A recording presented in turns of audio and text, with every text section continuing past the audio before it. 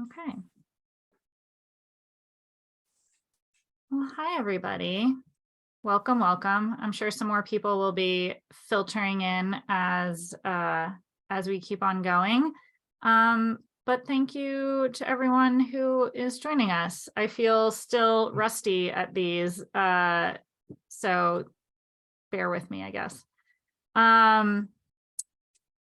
As we typically do, please post your social media handles in the chat so we can all follow each other. That would be great. And also, I now have a Zoom Pro account, so we do not have the hard 40-minute cutoff, which was a little frustrating in Zoom's past.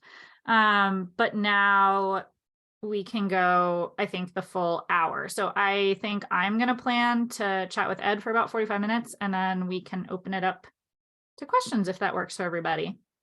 Our guest is Ed Sealover. Hi, Ed.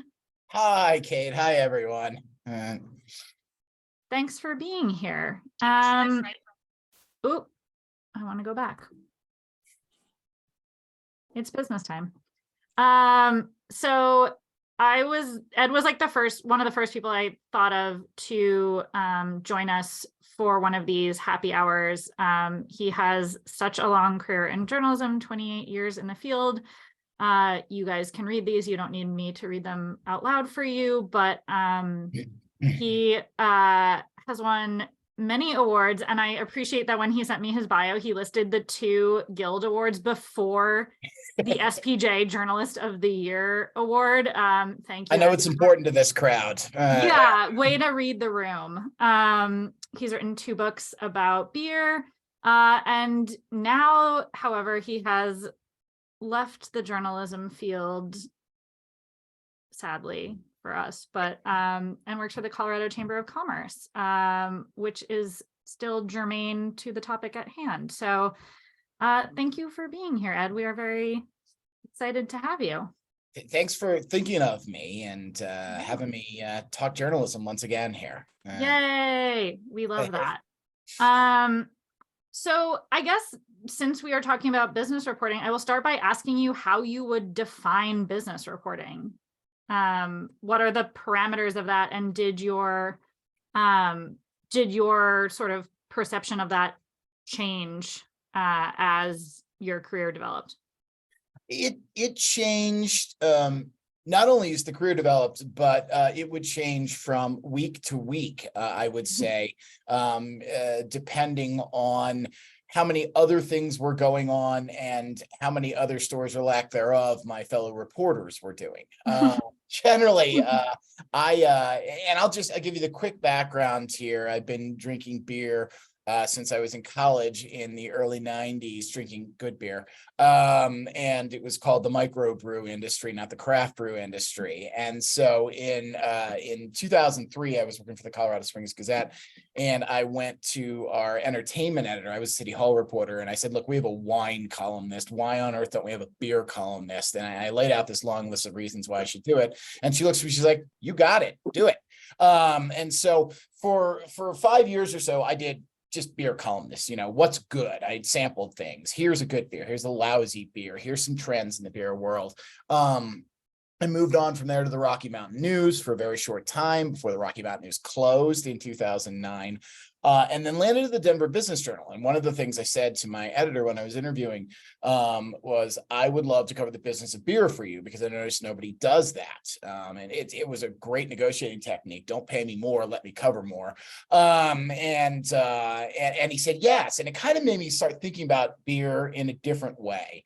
And so I approach the business of beer as being not stories about how beer tastes, what brewery is hip, not so much about styles, unless I can prove there was a financial angle to it, but what it was that breweries were doing to succeed or fail. And I came on in 2009 when breweries were not doing well. It was the recession, and they were struggling initially, before people realized that beer was a kind of cheap splurge, if you will. And then we saw the subsequent incredible brewery boom from 2011 to 2015, particularly here in Colorado.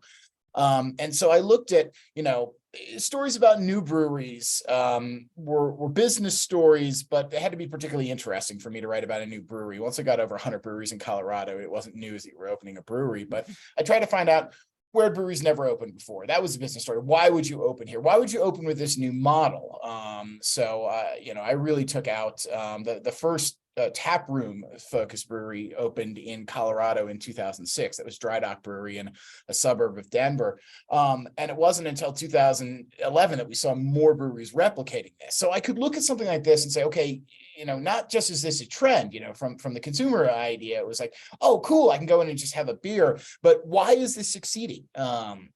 Why is this a business model? And that's how I rejiggered my thinking. Why is this a business model? So when I wrote about breweries expanding into second and third locations instead of expanding distribution to other states, that was a business story, not a beer story anymore. Or when I would write about certain styles, I could even make it a business story. Why is it that breweries were producing so many low calorie IPAs in around the 2018, 2019 era? Well, it was actually, I could make that into a business story. They could argue it costs less, it sold more, things like that. So for me, a business story was anything I could relate to their finances. And that is a broad category. And it's the way it was. When I made the joke about it changed from week to week, depending on how many other stories, we had, my editors, would sometimes say, I would bring a story like, oh, look at this, New Belgium is, sponsoring a beer at this ski resort for the first time ever, that a ski resort's making its own beer. And most of the time they'd be like, it's not a story. And then sometimes they'd be like, we're desperate. Can you please give us that story? And I would try to figure out, okay, how is this a business benefit to New Belgium and a business benefit to the ski resort? So I think in the end, I really looked at it as a good story is a business story. I just had to figure out how it related to their underlying model rather than the underlying taste or coolness of a brewery.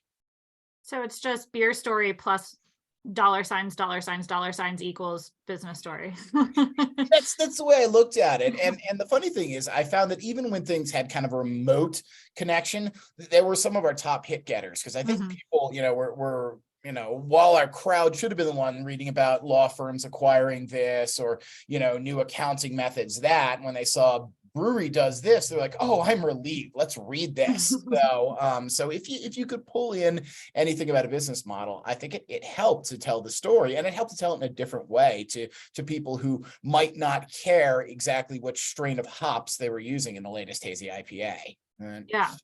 I think sometimes people, and I would count myself in this camp for a long time, think that business reporting has a very narrow definition. It's kind of just financial reports and mergers and acquisitions. And so I think a lot of us struggle to call ourselves business reporters, even when we are sometimes. Can you talk about stories you worked on where you felt like business and culture overlapped, or business became a broader realm for you? Yeah, and I think I alluded to a couple of those there. Things like breweries opening second and third locations. That could just be a story about expansion, about trends in the industry. But when I could get the guys at a place like Denver Beer Company to kind of bear down on this is actually the profit model that comes with opening a new location versus expanding distribution, it could really become both a cultural and a business story at that point. And you just tell the story through a different set of eyes instead of, oh, look at this, we're going to go here. It was literally about how many customers, why did you choose this area? And it was about the saturation, the surrounding breweries, things like that. I even did stories on, and this was a little earlier on, probably in the early craft brewery boom, about the naming wars that so many breweries had, and the number of breweries that were getting cease and desist letters from, a winery in Iceland that happened to use the same name for something. And while those were the stories that we would sit around and tell at beer festivals about, oh, can you believe this garbage? And that was about the culture of the industry. Suddenly you could change it easily into, no, this is a business story. And this is not just about somebody getting a cease and desist letter, but River North Brewery, which Yes. had its favorite, its most popular beer early on, a Belgian double IPA, that it had to rename. And I should remember this, and I can't remember what the original name of it was. And they turned it into a Hoppenberg Uncertainty Principle. And they talked about how after they got the cease and desist from a California winery that they'd never heard of that had the same name of the product, they had to go in and research all of the names of their beers, and how this became a part of their business model was now we can't just spend time coming up with a recipe. We have to spend time making sure our name doesn't overlap with anyone. Another one that was great for is we have a brewery here in town called Spangalang Brewery, a fantastic little hidden brewery just outside of downtown. And they told me that the reason they named themselves Spangalang was not just because they were a jazz themed brewery, and Spangalang is the sound that you make when you hit a cymbal in a jazz performance. But they said we had 6 or 7 ideas, and that was the only one that nobody else had taken, so we went with it. So you can take one of those cultural stories and you could turn it into, here is a base model for your business story, when you realize that it does affect your ability to, I don't know, get sued by other breweries. Yeah. This is another question where I'm just talking about myself in the third person. Some people might find business reporting intimidating. And I'm curious how, because there's maybe a lot of us went to school for journalism, or we went to school, we were English majors or what have you, or something completely, we don't have MBAs is what I'm saying. So how did you sort of develop the literacy and the savviness to cover like many industries, not just beer, but to understand the material that you're talking about? It's a great question. You say intimidating. I'd say boring. I mean, when I graduated from school and I had a good friend of mine that went to work as a business reporter for a paper in Virginia, I was like, oh my gosh, that sounds like the worst job I've ever heard of. I went to small town Arkansas and covered courts and wrote about horrible, unspeakable things, but it was better than being a business reporter in my mind. But the way that you kind of develop the language of business is not that hard. It's just a matter of kind of learning a few terms in there. I had no idea what the difference between net revenue and gross revenue was in 2009. And I should say this, I was in the industry for 14 years before I became a business reporter. I barely even read business stories. I only did because 2 of my best friends at the Rocky Mountain News worked on the business desk, and I wanted to support them. And so I went from complete government reporter basically to business, and you just had to start learning a few of those bottom line ledger things that frankly most brewers probably didn't care about before they started their brewery either. That you had to ask about revenue, you had to ask about profit, you had to start asking about expenses. I mean, it's a simple but really wide term that I found was so valuable in business reporting, because I had to understand what was going into something and why it was working or why it wasn't. I mean, it was funny. It helped me to understand in some ways why some of my favorite beers were not on very long, or were only periodically on, because when you throw 14 pounds of hops into a beer, suddenly it gets very expensive and you have to have a loyal output. So I think just the terms that you have to understand are just what they're spending, what they're making, what the difference is. To me, a lot of business reporting goes beyond the profit and the expenses to the workforce as well. And that was something that I really learned to understand. My favorite term that I still use, return on investment. And that is simply the idea of, okay, how much am I putting in? How much am I getting back? And how does that affect my decisions? If I'm going to hire 4 more employees, or if I'm going to expand to a canning line or to a second facility that's going to package beer, exactly how much am I going to get back? And return on investment is a wonky term that scares people away at parties, but it's one of those that's pretty simple when you can just explain it like, X brewery decided to open up the second facility because it realized there was more need for its cans in this part of the state, and it would be able to recoup that investment quickly. So, there's not a ton of terms you have to know. And that's, the great thing about the beer industry is they speak human language, and for the most part. Except for when they're talking about like recipes and processes, and then I learned a new acronym during a interview the other day that was like a unit of like a measure of turbidity, and the brewer just threw it out there like everyone should know this, and I'm like, I was like, dude, I don't know what that is. Like, what is an FNU? It is a measure of turbidity in beer. Anyway, did you learn those, gross revenue, net revenue, ROI, P&L sheets, all of that by reporting, or did you read business books? How did you kind of?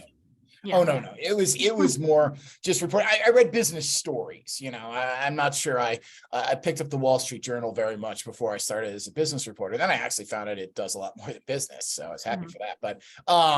But no, I learned them by talking to folks, by talking about what's important to them. And sometimes what's important to them wasn't necessarily the underlying business. I mean, sometimes they really wanted to talk about their experimentation, and I would go down a rabbit hole with them, and I'd realize maybe this is not the audience I'm writing for the Denver Business Journal. And I had a side blog, Beer Run Vlog, that I wrote up until about a year ago. And so like, okay, I'll take this information and I'll put it over here and use it for the beer geek crowd. But no, it was pretty easy. And not only that, brewers will walk you through it. I mean, it's like, I'm assuming this is a common experience to us, but the first time we start reporting on beer and we try to understand the brewing process. And I remember, a brewer at Phantom Canyon Brewing in Colorado Springs explaining to me, and basically the yeast drink in, what they do, and they piss out the alcohol and they fart out the carbonation. And, when they can go that simply on brewing, they can go that simply on business too. They say things like, yeah, I had to add these extra tanks because frankly, I couldn't make enough beer to satisfy demand anymore. And then they could talk about lost revenue and and things like that. But it was a really simple process of just talking to them, because they're learning just like you're learning in the business world. Now, if you're gonna talk to a Ken Grossman or someone like that who's been in this for 40 plus years, they may start throwing out business terms that you don't know. But most brewers have only been doing business like this for a while, so they can simplify things that otherwise would be a little harder to understand. Yeah, that's a great point. And a good segue to something else I wanted to ask, which was, you covered breweries of many different sizes, right? From the really small guys to the Sierra Nevadas to like the Molson Coors of the world. What was the context in which you reported on these different businesses, and how did the size of the brewery affect your reporting or the way you approach those stories? Well, it approached it, frankly, by the time you got to the size of Molson Coors, which I covered right up until they moved their headquarters out of Colorado to Chicago, you actually cover them more like a business, because at that high level, their CEO was speaking more like a business. He was talking about revenues. He was talking about, retention, share prices. When you're talking about prices, traded. I mean, you'll never get on, and I would actually highly recommend, if you haven't done it, get on an earnings call from Budweiser or from Coors or from Sam. No, they're the most boring things in the world. No, well, it's a challenge because one, it teaches you that the people who run really big breweries don't think of them as breweries. They think of them as units of productivity, period. Widgets. I mean, God, when Molson Coors changed its name from Molson Coors Brewing to Molson Coors Beverages, it really gave me that indication that, we don't actually at this level care about beer. It's so you understand the difference between small breweries and large breweries that way, but you also really get this peek into how things have to go for breweries to work, and how they have to monitor their sales and how they have to monitor which markets are working, I covered things for Coors that I wouldn't have for a smaller brewery. When they did a rebranding campaign, I would cover something like that, whereas I wouldn't have done that for the local guy down the street, because suddenly their rebranding campaign meant 7-figure spending, and you could actually try to get at the essence of, why are you doing this? What are you missing? What is the message that you are losing here? And in fact, one of the one of the two stories I won a NAGBU award for, on why Molson Coors left Denver. It was actually a rebranding campaign that tipped me off that something was about to go wrong, when the CEO said during an earnings call, yeah, we want to get rid of this whole idea that we're made with Rocky Mountain water because nobody cares about that anymore. You knew then that they Shout out to Coloradans. they no longer had a loyalty to Colorado. Yeah. And the wheels start turning, like what's coming next. Mm.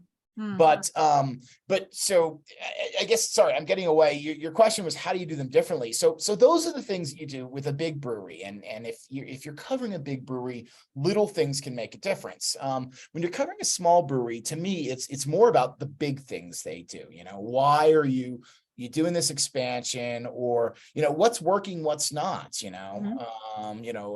understand why a brewery is struggling. It was in some ways harder to cover the boom than it was the post-pandemic conditions of breweries, because the boom was, hey, what are you doing right? I don't know, making beer, everybody's buying it. Yeah, you're right, it is. Everybody wanted, coming out of the Great Recession, everyone wanted a local product, and you ran out of ways to tell that story. Here's a brewery offering a local beer. Whereas covering some of the struggles in 2020 and 2021, everybody had different stories. I've lost my happy hour crowd because nobody is going back to their offices in Denver. And therefore, here's what I'm doing to try to make up for it. And then I could try to get to the point of, okay, how does a small brewery who suddenly has lost a third of its revenue because people aren't driving down the street and picking up beers on the way home, try to recover from that? If Coors added another fermenter, which I don't think it ever did, I wouldn't have cared. But when a small brewer in 2020 is adding a canning line because it can no longer attract people into its tap room, that's a different situation. So you think of, and you do, even when you cover business, you tend to think of small businesses as more human and more directly based in the heart of the owner. But to see how they struggled and how they tried to overcome it was a good reflection on how you cover business, period. Yeah, that's true. So for those of us who don't regularly sit on earnings calls for funsies, tell folks how to sit on an earning. How do you sign up? How do you know when they are? You can actually, most public companies have what's called an investor relation page, and you can plug in Molson Coors Investor Relations, and it'll take you right there. And you can sign up for their news releases and their newsletters, and then that'll send out everything they do. But it'll always send out, here's when our earnings call is coming up, and you can click on and listen. Anyone in the public is allowed to listen to a public earnings call. So and sometimes all the masochists. Yes, if you're a masochist, but sometimes that's also where they reveal strategies. Totally. Yeah, they are useful. Yeah, in covering Coors, for example, and I bet this would be true, especially for covering Sam Adams, is that I could watch from call to call how they emphasize non-beer products more and more. And so I got to learn about those things, and even some of those, small things, because they invested so much in, like, we're coming up with alcoholic coffee. I'm like, you got to be kidding me. But it was a worthwhile story because it was such an odd pivot for a beer company. And so there are little things that are thrown out during those calls that can always produce fun stories, as weird as earnings calls and fun sound in the same sentence. By the way, to the Dawn of Beer, thank you. I forgot Hypothesis was the original name of Hoppenberg. That is awesome. I appreciate you adding that there. Of course, Don knows that. I think earnings calls are also useful for, as you were saying, what they don't talk about. Like, I looked at transcripts for a bunch of Constellation earning calls, and they haven't mentioned their two acquired craft breweries, like Funky Buddha and the one that they have in Texas, in like 3 earnings calls. So like, tells you something about where that ranks as a priority, and it's kind of a nice data point to hear what they're not talking about as well as what they are. It actually is. And so you expect, when they're not mentioning things, that they're about to go all Ballast Point and sell these things for a loss. So yeah. I'm sure you covered many a breaking news story in the business world. Do any of them stand out as like particular learning experiences for you? either positive or negative. Yeah, well, I'll go back to the same story because I mean, I always consider this one of my favorite things I ever covered, and that was Molson Coors choosing to pick up its headquarters and leave from Denver after 120 something years here. And that was that stood out to me. And I don't know how useful, because I know a lot of people are freelancers on here, but it was particularly useful for me because of the way we ended up covering it. And that was the American City Business Journal's chains has 45 papers across the country. And so when the news broke, and for some reason it was our Milwaukee paper that was really close with them. They weren't as close with me because I like to cover their competitors, and in Milwaukee they didn't. And they got the story and they started putting it out there. And my boss said to me, she's like, don't write the daily story about this. She's like, I want you to spend the next week digging into why this happened. And that always Oh my stuck God, we out. love that editor. We love an editor like that. I loved her. And she also put our graphics person for a week. She's like, I want you to do a timeline on the history of Molson Coors Brewery. Things like that. It became this great team effort. But the reason that breaking news stood out for me was because it wasn't breaking news for me. It was you explain the breaking news, okay, just to sound arrogant here, I mean, it won me not only the NAGBU award, and thanks, Beth, I appreciate you like that I say it like that, but I also won a couple of other national and regional awards for that, for business writing, and it was because she gave me the time to go for this. And that's the thing I would say about breaking news, is that if you get the chance to write breaking news, and maybe this is especially true for people who are one-person bands and freelancers, spend a little bit of time on the big thing, and then spend the time on why, because that's going to reverberate for longer. And people are all going to want to go to the websites, and they're going to want to see that first day news that says, Molson Coors is moving its headquarters. But 2 weeks later, they're still going to want to know why. And if you're the person who can answer the question why, that's going to leave more of a mark than you saying, here's what happened, and I don't know why. So I would say that's what stuck with me about breaking news. And even in beer breaking news, I mean, what made that story was how little people in the beer industry I talked to. I did talk to some beer folks here, but I talked to bigger economic folks, the Economic Development Corporation locally, the Downtown Partnership, the people who understood why a headquarters was no longer viable in the city of Denver for a corporation like this. And going outside the normal sources was something that did a lot for me, and understanding breaking news, even if it meant that my story was coming 2 weeks after it broke. Yeah. We love a follow feature. Those are great. You brought up sourcing, which I have a lot of questions about. I think maybe I'll skip the order I was going to do these, because you were talking about experts offering context on particular industries, whether that's beer or like sports or tech or restaurants or whatever you might be covering. Where do you look for experts who aren't in your normal Rolodex, right? Like, it's a beer story, but it's not really a beer story. It's just a larger story. How do you develop that, Rolodex of sort of outside sources who might be useful for that? It kind of varies story by story. I mean, I think writing a beer story still requires you to know folks in the beer industry who understand what's happening and the customer trends that lead to the rise or fall of breweries as we see. But I have always relied, in Denver, the Economic Development Corporation, privately held organization here, really understands why businesses want to or do not want to come to Denver. And so for a particularly big organization, it was good to they could understand the forces that lead to a move or not. I like developing sources and people who understand just mergers and acquisitions and business in general. When New Belgium was first sold, and then when they were turning around and acquiring companies like Bell's,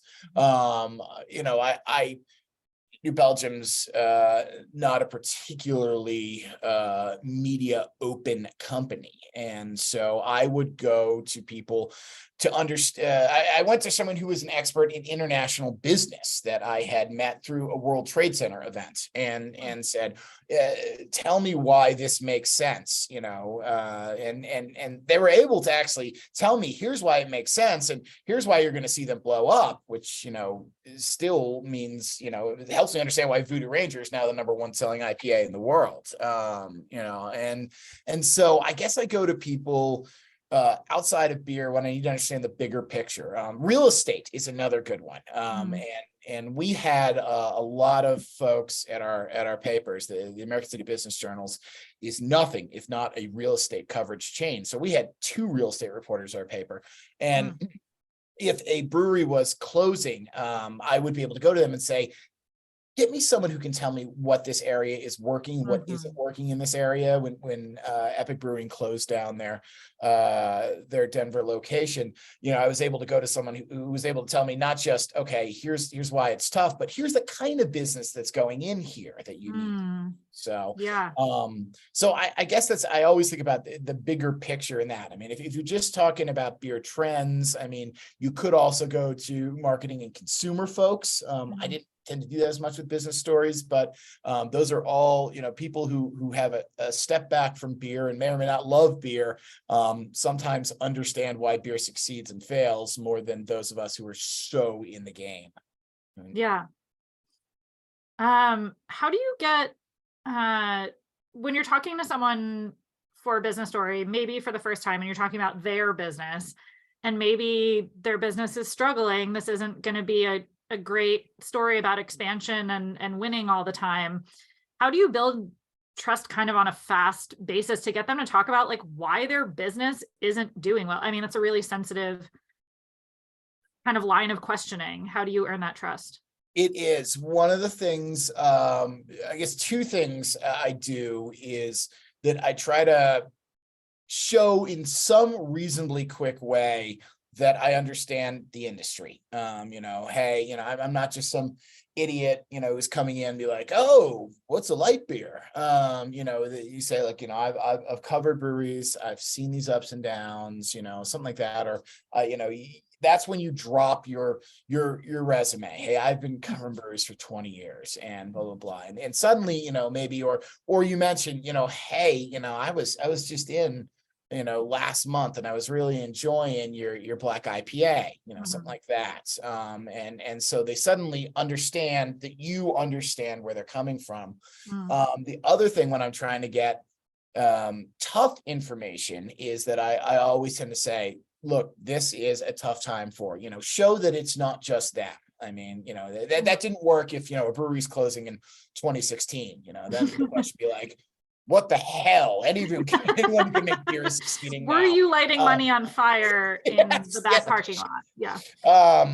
But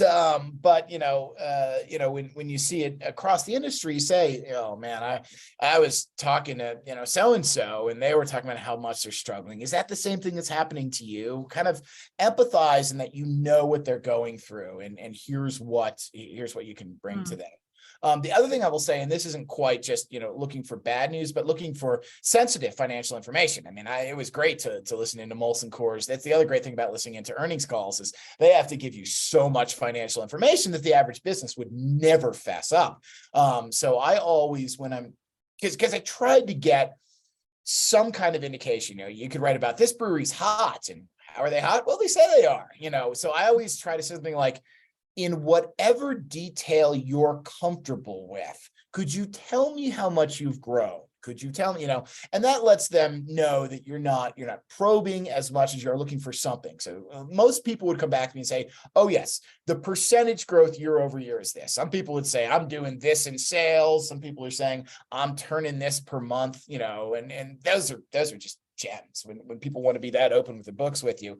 But it usually gave them an opening to think about, okay, this person is asking in a polite way, what can I give them to prove that we're not just, making up the idea of us succeeding? Yeah. The dream for all business reporters, right, is to have like that open financial data or sales data to, sort of check those claims against. What are sources of that kind of data? Obviously, publicly traded companies have to declare that, but like for a non-publicly traded brewery, even the large ones, like where would you suggest people might look for that data? And like Jerry is asking here, put it in context. Um, it's hard on a brewery by brewery basis. It just doesn't exist. I mean, if they're lucky enough to be one of the 50 largest breweries in America, maybe BA is gonna give you that data. In general, you either have to get it from them or you have to figure out some way to put in context what's going on. And you had mentioned when you wrote to me, the idea of using IRI or Nielsen data, which is decent. Funny thing is, I never used that because up until 2019, you couldn't sell beer in grocery stores in Colorado. Right. And so Nielsen and IRI data didn't apply to over-the-counter sales. Yeah. And so one of the things I learned to do, and I suppose most states are like this, I would go and get the tax receipts for the industry as a whole. Like our liquor enforcement division breaks out monthly tax revenues from breweries, wineries, cideries, and spirits. And it used to, before 2019, break them out into retail sales and sales of lower strength alcohol. So at least that way I could see the brewing industry is going up. If somebody says they're doing well, then I could say this is a counterculture move because suddenly, they're doing well and others aren't. Or I could say, but it's doing well at a time when it's a 14% year-over-year increase for brewery taxes, things like that. So public records were always my best friend when I was trying to write about that. And then, in the end, you have to rely on the people who are able to get those figures too. So, get to know Bart at the Brewers Association because, he at least, if he couldn't give me a brewery's exact numbers, if I said, Bart, I'm writing about this weird or this other trend, he could say, oh yes, this type of beer sale grew 6.6% in the last year. So you could at least put that into perspective too. So. Yeah, I think that checking what one brewery is doing against larger industry is a great answer to Jerry's question, where like, okay, so this brewery is down 6% last year in chain retail sales. You're like, ooh, that sounds bad. But then you see that like overall beer is down 8% and craft is down 9%. And you're like, oh, they're outperforming the category. So I think that's a great way to, and Bart has those numbers. Yeah. And it also helps you to check the breweries who are pitching you and like, hey, guess what? We grew 10% last year. And you can be like, oh, look, the industry grew 9.8%. Congrats. So you can, when people are willing to offer you up numbers, I mean, most of the time they do it to their advantage, but you can always check and see whether they're an outlier or whether they're just part of the overall trend. Yeah, that's awesome. Julie had a question in the chat about how worried she should be in covering a sensitive business subject like distributor consolidation, M&A, in terms of how much pushback you could get from the entities being named. I cover my ass in this way you got to ask everyone for comment. I don't know if I'm writing about them, but I'm curious, Ed, what you think. Yeah, I mean, same thing. You try to call everyone for comment. And I don't know, Julie, if that's exactly what you're asking, but when you do something like, we haven't had a lot of distributor consolidation in Colorado, and I know that's a lot bigger in other states. So I don't know how sensitive they are to saying I'm selling this or I'm being acquired by that, but as Kate mentioned, I mean, the best thing is to just call them. I mean, good luck in trying, especially to get some of the distributors, someone who will talk with you. They don't put PR people on their team, and the CEOs don't tend to list their email addresses on their websites. But, if you can confirm something has happened, such as an M&A, I mean, there's no reason not to mention a name. I mean, you could, I guess I'm sifting through my mind here, kind of why you would get a lot of pushback if somebody was acquired or somebody were acquiring. Julie, do you want to like ask your question in real time if we're not understanding it right? Um, I can. Can you hear me? Okay. Yeah. I'm sorry. I'm on the Yeah. road. I'm speaking at a conference this week. No. And but I so wanted to be here for this call and I'm like walking with groceries, so please forgive me. But no, I will okay, this is a small group. It's not like it's that big of a deal. I'm working on a piece about distributor consolidation, and it's not like somebody from Reyes or Breakthrough Beverage or RNDC wants to even talk to me or even knows who I am. I just wonder how that would be perceived, in the fact that the angle that I would like to take is that it is something that, breweries of all sizes or even cideries, um, suppliers need to be concerned with. And I'm a little nervous about writing it. No, and that's fair because generally, especially the smaller breweries, are going to get screwed through distributor consolidation. But in stories like that, one of the ways that I found that I would reach out to people would be like, "Hey, I'm writing about this. Some people are worried, but I know you see opportunities in this. Could you talk to me about what those are?" Kind of, you always pitch things when you call them like you're wanting to understand their side of the story, which frankly, as reporters, we should always want to understand it anyway. But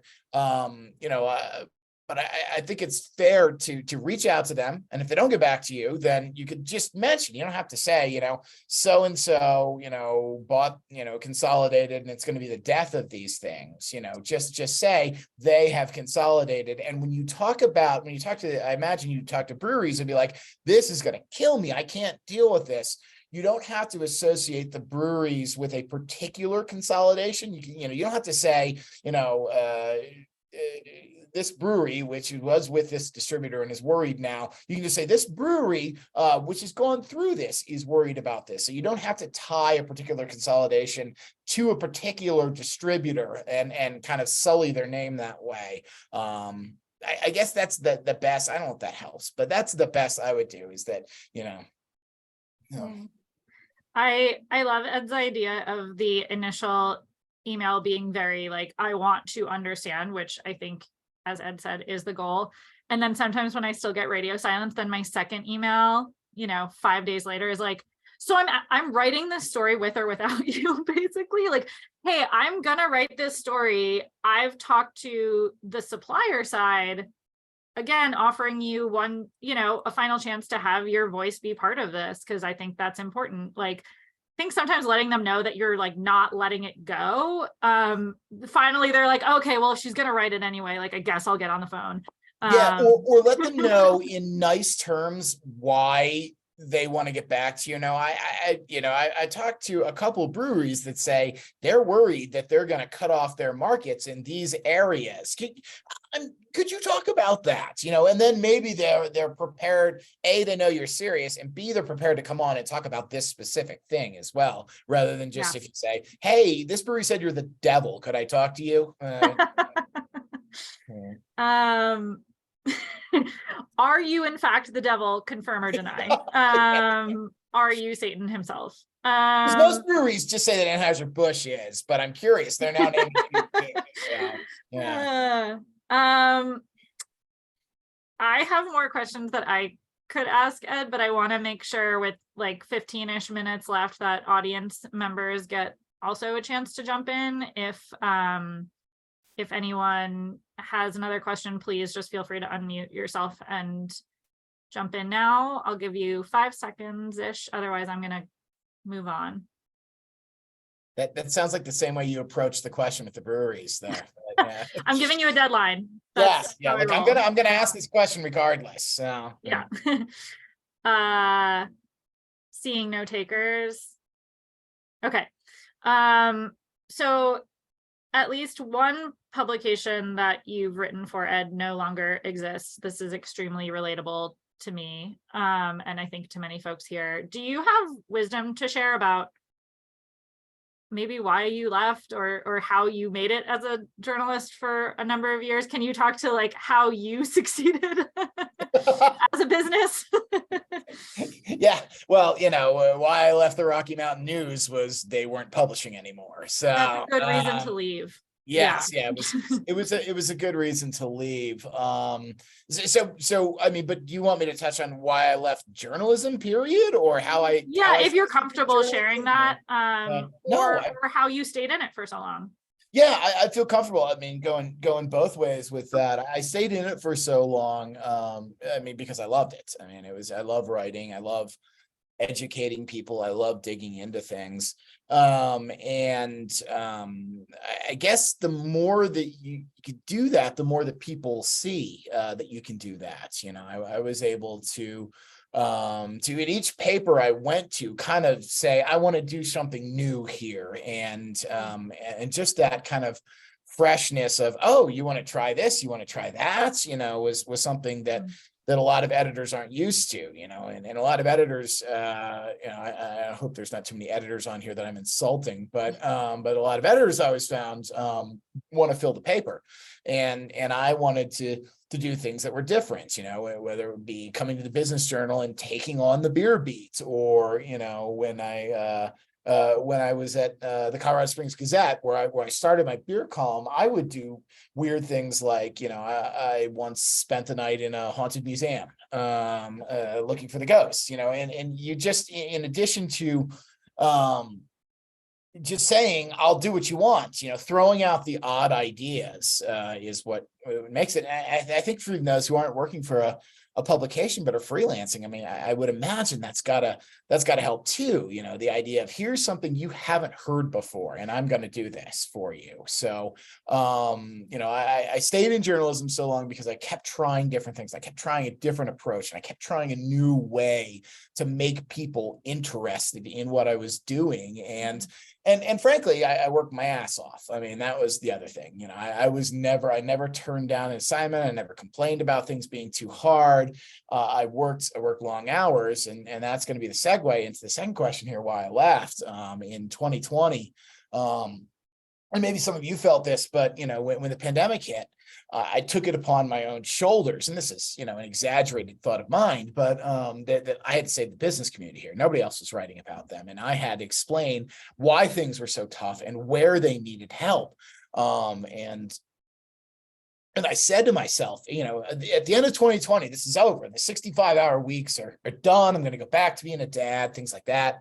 And it continued in 2021. It continued in 2022. And my editor started heaping more stories on me because she knew I could do it. She knew I would do it. But I had to draw the line. And so in the end, I found a job with I mean, despite the fact that I'm still at my office doing this, but I figured it was easier than trying to beat rush hour traffic home to do this. Where they're willing to give me a little more work-life balance, and just explain I'm doing a bit of a hybrid job now. I'm in charge of strategic initiatives for the Colorado Chamber of Commerce, which is kind of bringing groups together and trying to figure out problems that have plagued the business community here, which I'm excited about because it takes me out of journalism and into leadership in the community I've been covering for the past 14 years. But I'm also, one of the things I did is I said, look, if I leave the Denver Business Journal, they're not going to replace me at the Capitol, which is where I was reporting from. And I was right in that. They weren't. And I said, somebody needs to report this news still, even if it's coming from an industry group rather than a typically non-biased journalism source. And so I launched a website called The Sum and Substance, and I'm actually working really hard to cover things down the middle. You know, my CEO is in the office next to me, and I can hear her, you know, talking about how much she hates various bills and lobbying them and things like that.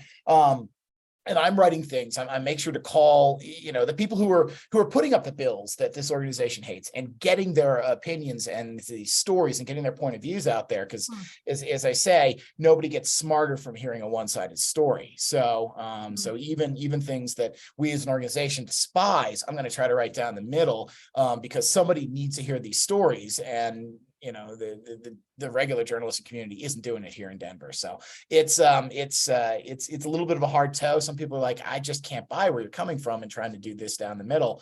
But it's the journalism that's been in me 28 years. I'm like, I don't really know how to write, you know, a story that starts off with, your bill sucks and this is why. I can write a story saying, here's why someone loves it, here's why someone hates it. But But in the end, I had to find a little better work-life balance, and I wanted to step out and do something a little bit different and be a little bit more of a leader here in the business community. So That's awesome. I love the lesson of like finding new ways to tell stories and finding new ways to cover subject matter that, because that's what keeps you from feeling bored yourself, right? Like there's and ultimately probably makes a more interesting news product for readers and in there too. yeah, I mean, if you write like you're enthusiastic about something, which often involves doing something in a different way, readers will respond to it. And if you write like you were forced to write this, they don't give a shit, and you don't either, and nobody gets smarter from it. So yeah. Yeah. Again, I have many more questions for Ed, but anybody else giving you another 10-ish seconds here while I take a sip of beer. Yeah, I'm gonna open my second Colorado beer here while I'm doing this then. So What you drinking? started with the East Coast Transplant, which is a Vermont style double IPA from a local brewery called New Image Brewing. Jeremy, I see you're on here. You remember that's the one I dragged you to the last time you were in town. And now I've moved on to odd combination here, but Shake Chocolate Porter, which is the last beer I truly love from Boulder Beer Company here. I like that beer too. I have a quite question. remember, and I've actually gone back to that brewery 2 other times, Ed. Well, with the excellent. with I the feel like family, of course. I actually made a good recommendation, Matt. Absolutely, my family's enjoyed the brewery. Oh, good. That's awesome. Ed, I have a question for you. Sure. You ever done a story you regretted? Such a good question. That's a great question. The answer, and the answer is not in doubt. The answer is yes. I'm just trying to think of a particularly good example. I mean, there are stories that you write about that you're like, yeah, in the haste to get this out, I don't think I understood all the details. And you're like, ah, shit, that was really not well done. And it was either too broad or there's something wrong in it. I mean, anytime you have a mistake, you think twice about that. There was one particular story. I'll go with this one just because this stands out for the wish I'd never done this story. When I was in Colorado Springs at the paper, I was looking to do a Veterans Day story because I'd be working that weekend. So I met with a vet who would tell me the story about how, he was on a boat crossing the Pacific in World War II, and they could see the boats going for Hawaii in 1941. And I was like, wow, that's fascinating. And then everyone came after me. They're like, this never happened. You're right. It's maybe you don't rely on single source stories of 80-year-olds. I guess that's if there's what I regret is when I trust people too much for a story, when you rely on them for the story and then you find out that they were not reliable. That bothers me. Or you find out that they may not have been honest, or when I've written about a new business, and I'm sure this happened a couple times. I can think of one line now where they really hyped it, like, wow, this sounds fascinating, and then 9 months later you look up their website and it's not there. But so yeah, that's my biggest regret, is that too often I've gone to one source and thought it was cool and realized that source just wasn't who they were. But Jeremy had a really good question too. How do you approach writing a story when someone who's a part of the subject matter is also someone you have a good relationship with, which, like, for people who, those of us who cover local beer scenes, like, that might be very much the case. Yeah, that's an interesting question. I mean, when you have a good relationship with someone who is, buying, properties and opening breweries, that's easy. They're calling you like, hey, we got a new one coming up here. Like, great, you're successful. I'll report this. When you're friends with someone, and I won't name any breweries, but there's one brewery I love in town here that clearly has been struggling for years. And you have to ask that question, like, I see that you pulled out of another 7 states this year. Why is that? And they're like, oh, it's just part of the plan. I mean, it's tough. You need to probe, and sometimes, even if they don't want to talk about it, you just need to put it out there. This brewery is, pulling in from its national distribution this way. And sometimes when I don't get the good answers I want, and when I don't feel comfortable being like, are you collapsing? Then I'll just rely on the facts, and I'll just put it out there. So-and-so brewery increased sales within the state of Colorado. It said 10% this year. However, it pulled out of another 7 states. And I'll trust the reader to determine what that means. Maybe if they're not going to tell me, yeah, we're struggling here, I'm not going to write they're struggling, but I'll put out just what they said, and the reader will determine. And actually, the funny thing is, I've never found in doing that that's hurt any of my relationships. I've still been able to go back to that brewery. I mean, sometimes it's been frustrating, like, I'm not sure you're telling me, the whole truth. And, and not that I want people to say, hey, guess what? We are sucking wind this year. But I want them to be able to evaluate what works and what doesn't. But I think in the end, it's just, you get the facts you can, you push as far as you feel comfortable, and then you just put it down and let readers decide. Yeah. And if it's okay, Kate, if I could just kind of add to why I asked the question and again, I'll echo what Julie said, since this is a small group, I don't mind sharing. I had a little challenge with the last book when I did the biography on Pierre Celis. It's some of the information I had found. I mean, there was a teeny bit of it out there, but most of the world knows the story as Pierre resurrected a extinct beer style. He really didn't, though. He resurrected one sub-style of wit beer, the Hoegaarden wit beer. There were 2 others actively being brewed into the early 70s. He resurrected the Hoegaarden, which was the more popular, and now it's the only version of a wit beer we all know. But that's something that was very sensitive to and prideful for the family. And I have a great relationship with Christine Celis's daughter and their family. So I might need to talk with them about future things as well. Plus, they're good people, and I don't want to harm that relationship, but I have an obligation to put out there that, hey, really his biggest thing is that when he brought back the Hoegaarden wit beer, it outlasted the other 2, and both of them stopped being brewed recently. Now that's the only wit beer we know is his. That's an even bigger thing, in my opinion. But it was nervous about how her and the family might respond when I take a little bit away of what was known and how that might harm the relationship. Because I've encountered, and I'm sure we all have encountered stuff like this before, where we have a relationship with folks, but this to me was the bigger one, because it wasn't just an article in a local publication or a state publication. This was going out everywhere. So fortunately it worked out, but I was really kind of sweating it a little bit. No, I mean, and the thing, I know that you handled that well. It sounds like you did. I mean, the thing I would say in a question like that, if somebody is unusually braggadocious, but they're not completely full of crap, that they actually did do something that did a little bit narrower than they said. I mean, I think it never just hurts to not say, so-and-so claim they, revitalized wit, but they only did this little bit. You can just say, so-and-so, focused on this style, and they brought back this specific style. And you can mention there were others that were doing this, but here is their contribution. So, I mean, I think when somebody wants to be a little bit more than they are, you don't need to cut them down and say, you're not who you said you are. You just need to define who they are. And I think that can be the way that they can appreciate that too, even if they'd like you to have, played them up on their card a little bit more. Yeah, and that's essentially what I did, was approach it like that. I didn't even address that all he's ever been known at is revitalizing an extinct style, when he sort of did, but sort of didn't. But his legacy is even greater than what we've all known. Well, at least my thought is.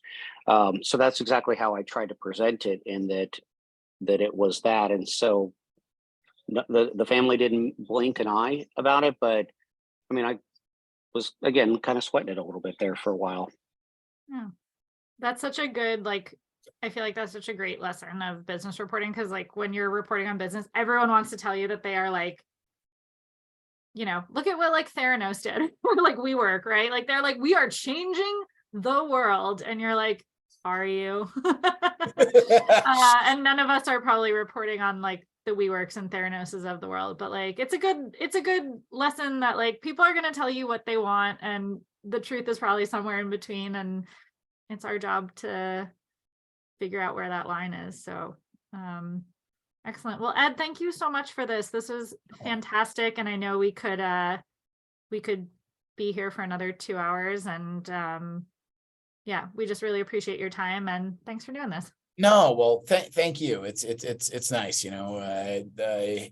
I've temporarily exited the beer writing scene, but while the legislative session is going on here, that's still not really giving me enough time with my family. But I've said that as soon as this gets done and I can figure out how to balance my life again, I'm hoping to at least start on my blog again and get back to this, because I already miss it. And the folks who do beer writing are just, you all are fantastic. I'm still reading, you all, this will tell you how far behind I got because of the ridiculous amount of time I spent. I was just reading your article last night, Kate, on Lone Pine Brewing. If you don't remember when you wrote that for Craft Beer and Brewing, don't mention that A little bit ago. Yeah, 2.5 years ago. Still good. But no, I love. Don't check the born on date. That's fine. Still on the shelf. Yeah.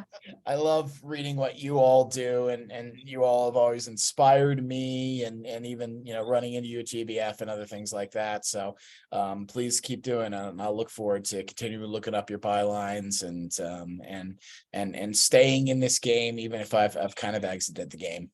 Come back anytime. We appreciate it. And thanks for your time. Don't be a stranger. Thanks everybody for joining us. Thanks, Ed. Thank you. Catch you next time. All right. Thanks so much.